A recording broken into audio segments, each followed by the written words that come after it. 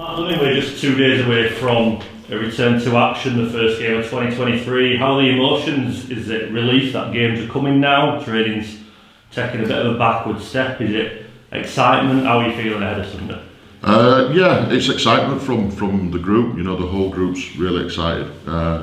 You know, you can do as much training as you want, but you know, we're all involved in this game for Sunday afternoons and game days. So yeah, we're really excited, but contrary to what you just said, Luke, no, training's not going to take a backward step. You know, we're still really adamant that we're in pre-season right up until round 1 against Whitehaven. How do you reflect on pre-season so far, the last 8 or 9 weeks? How do you reflect on, obviously a lot of people coming in, a lot of people have left. How have you reflected on how they've all come together? Yeah, really well. You know, it goes without saying we've had some terrible news with Sam Scott over the last 48 hours, and that's the first major problem that we've had. We've had some bumps and bruises, but other than that, they're real healthy. They're really connecting well, and they're building up a real good friendship off the field as well as on it. And you know, the trust that you need to be able to play in a team sport is starting to be forged as well. So really happy where we're at.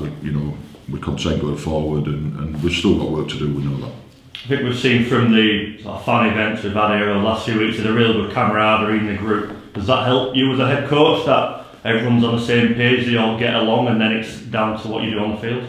Yeah, I think it helps everybody at the club, and I think we saw again on the squad number launch on Tuesday the feel-good factor of our prized fans, because it helps everybody when it's an environment as it is at the moment in time. It's somewhere everybody wants to be, and it's something that everybody enjoys. So, you know, long may that continue. But we know as the performance department that some of that's down to us and putting smiles on people's faces as well. So we'll continue to work hard to do that, and hopefully that'll remain for a long time to come.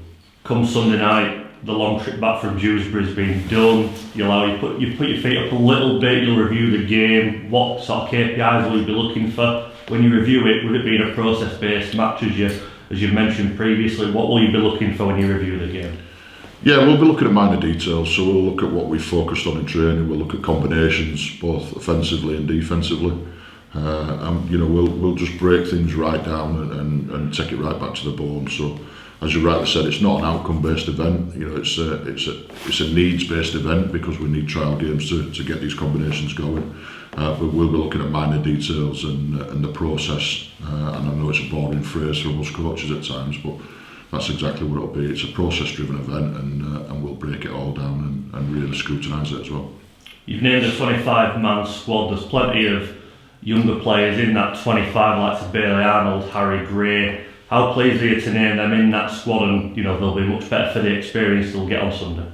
Yeah, I'm absolutely delighted, Luke. It's something that we're passionate about is creating our own players and looking after them as well. And you know, there's another group of players on the conveyor belt and earning the right to play in the pre-season friendly.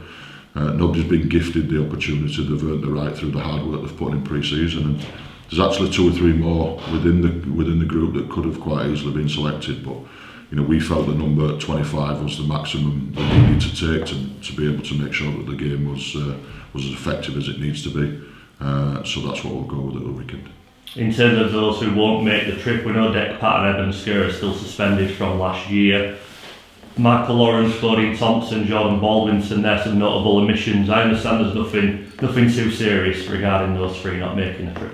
No, Michael's is a little bit of illness, and he's just got a little bit of a bug that he needs to shake off. So Michael will miss with that. Bodine he's missed a couple of weeks training. He's had some parental leave.